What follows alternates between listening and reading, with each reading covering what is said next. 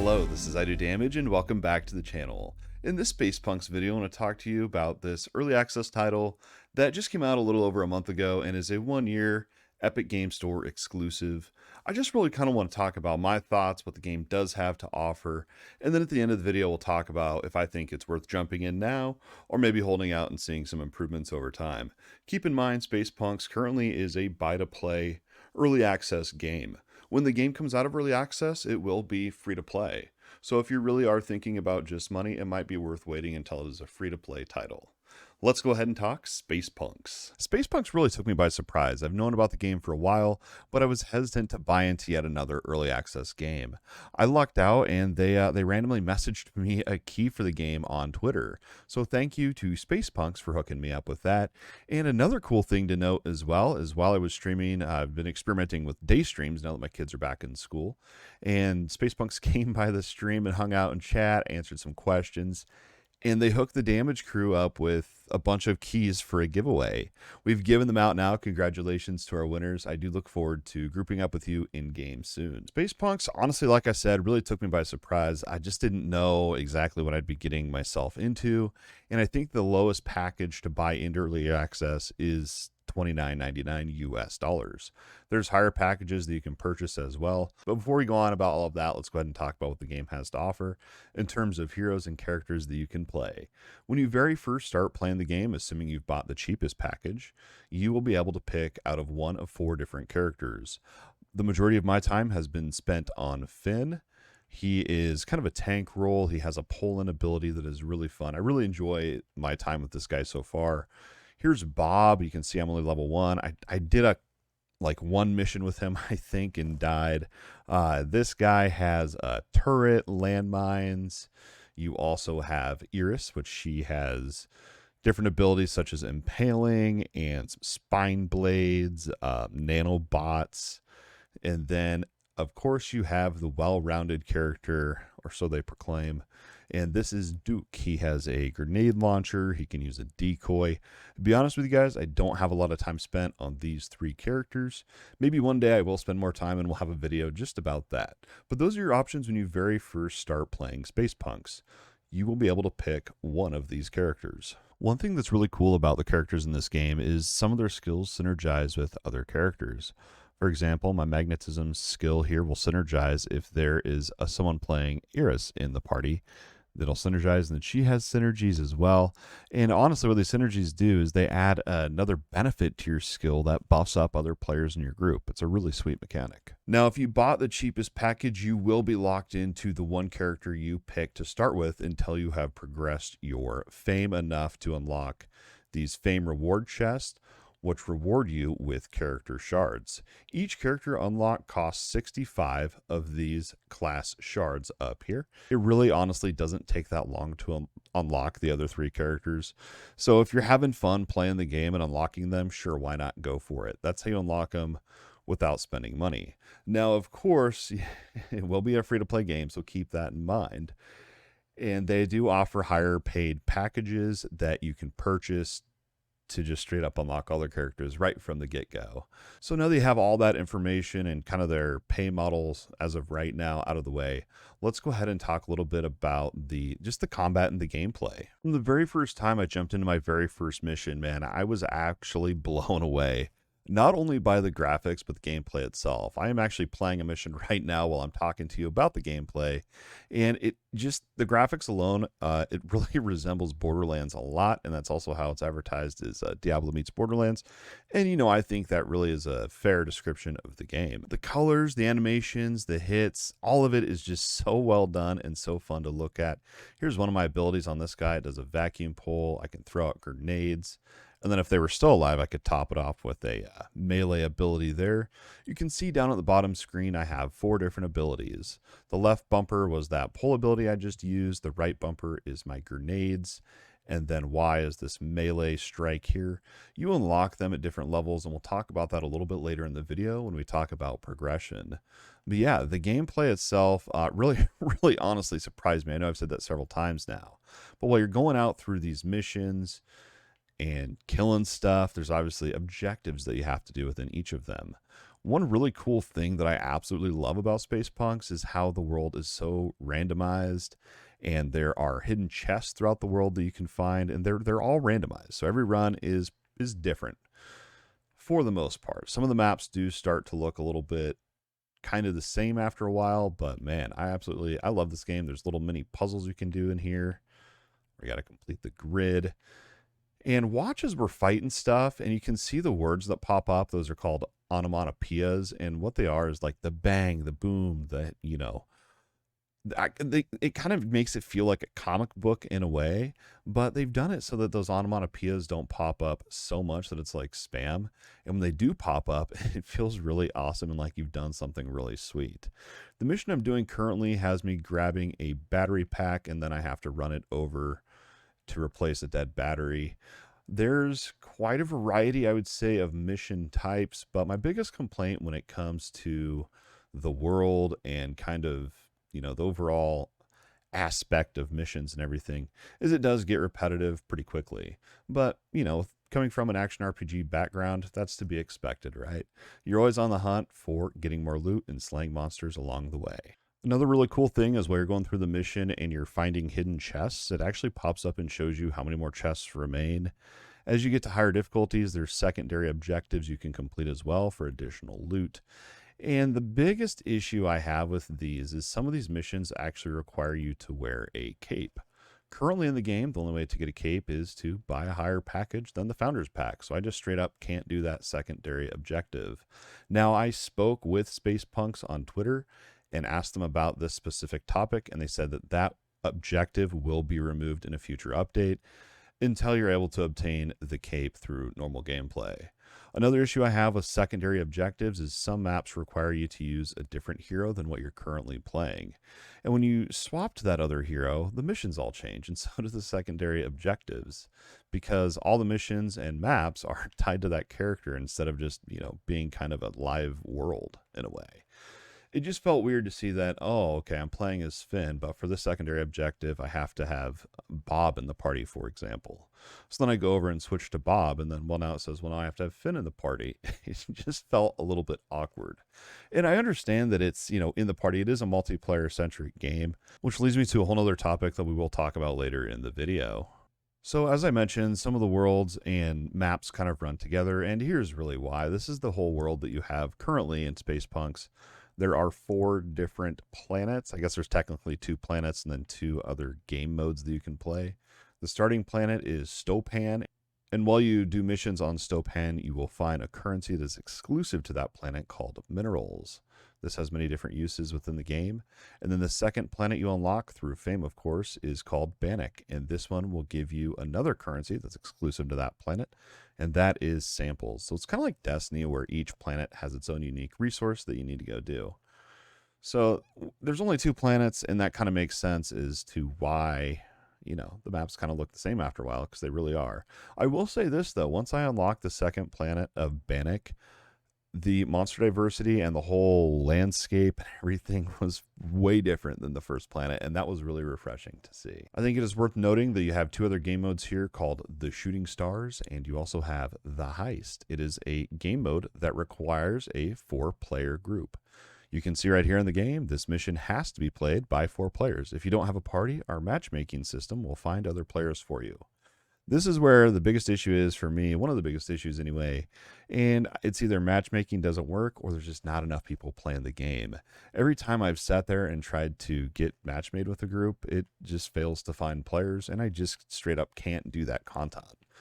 I know that it's early access, and I sincerely hope that they fix this and allow me to go in there by myself if I want to. And there's so many other things that really need to be changed on this front and just kind of balanced for a solo player. I mean, I feel like there's just not many people playing the game. And yeah, really at the end of the day, it sucks, but it's just kind of part of the game, and it's been something I'm dealing with. And with that in mind, I've really had fun just playing and grinding XP and leveling up, because there's a lot of cool things in this game that I do enjoy and kind of is that carrot on a stick. So in terms of character progression, there's quite a bit to it, and I'm going to try to make it as simple as I can for you. The number one way of progression you have, and this is an account level progression, and this is fame. No matter which character on, your fame stays the same, and you continue gaining fame all the way up to a max amount of 6,700 fame. That's quite a lot of fame. I think you only have to get, 1,500 fame, and then you have all of the content and campaign quests unlock. This is how you progress the story of the game and the campaign and unlock all those missions and stuff I showed you earlier, is through fame. You also can unlock different NPCs that you can interact with as well, and we'll talk about that a little bit later in the video as well. That's one of your main forms of progression is fame. You also unlock contracts that you can do. There's daily and weekly missions that you can complete. You also have trophies, which just continue to go on and continue getting rewards from these. You also have tasks that you can complete. These reset daily as well. You get 3 per day. Pretty good rewards from these. And I think the only other thing you really have in terms of like missions or like goals to continue working towards is this kiosk over here, and this is the vault support. And these are really kind of more of your long-term goals that you just work on over time. So that's pretty much your account progression and kind of missions that you can work on. Now let's go ahead and talk a little bit about character progression. And this is something that I absolutely love. It is really proving to be a time sink. And this is leveling up your character. When you very first unlock your character, you'll be level 1. You'll have access to your first skill. At level 4, you unlock your second, and so on. You can go ahead and see the progression path here. So by level 13, you'll have all 4 skill slots unlocked. Past that, these are just improvements to your other skills. For example, this pole ability, I can get 2 charges, and then at level 35, I can get 3 charges. The rockets, at level 27, they will put an AoE on the ground, and then at level 43, those AoEs will be permanent. So in the level cap of your character is level 60. So basically what this means is you don't really have any control over your skills or like your loadout. It's just, level up and get stronger. Pretty straightforward thing. Now, where the game really shines, in my opinion, is the talent tree. This just got added in one of their recent updates. You have 3 different paths that you can work on. There's Soldier's Path, Scavenger's Path, and Survivor's Path. You can distribute points into all of them if you want. You don't have to just pick one tree like I have here. The reason I've gone into this skill tree is that I have more health so I don't die, since I don't have a group to play with and I've been playing single player mostly. Another really cool thing about this skill tree is there's different types of nodes. You have your minor nodes, and then you have these square-like nodes that give you a passive ability. For example, this passive here, after you perform a dash, 3% of your health is restored. This is increased by healing received. There's a lot of different ones on here. Looting heals you. There's a really cool one down here on the damage tree that gives you can get up to 10 stacks of this damage increase.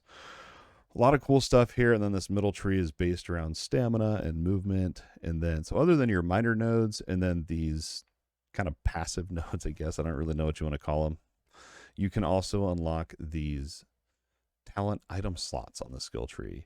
And this is basically, think of it as another way to equip items. So you can just come in here and you can put on a talent tree item. So I just equip that, and I now have 12 more health. There's all different types of these, and you can see them all that you've unlocked anyway within your vault.